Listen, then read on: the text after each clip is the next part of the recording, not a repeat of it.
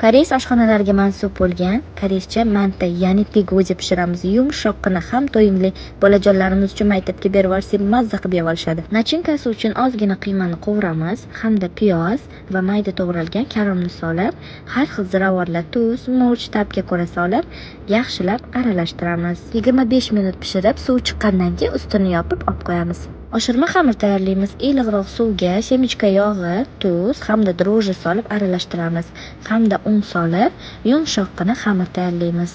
Oshib chiqqan xamirdan shunaqa videoda ko'rganinglardek mayda-mayda zuvolachalar uzib olamiz. Yumshoq xamirini qo'limizda yoyib olib, ichiga nachinka solamiz hamda videoda ko'rganingizdek qilib chiroyli qilib tugib olamiz.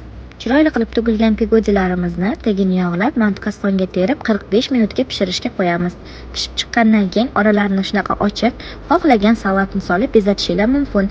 Kimdir achchiq, soya yoki sabzi salat solib bezatishi mumkin. Ustidan mayonez va ketchuplari bilan dasturxonga tortamiz. Hammaga yoqimli ishtaha. Retsept yoqqan bo'lsa, like bosib obuna bo'lishni unutmang.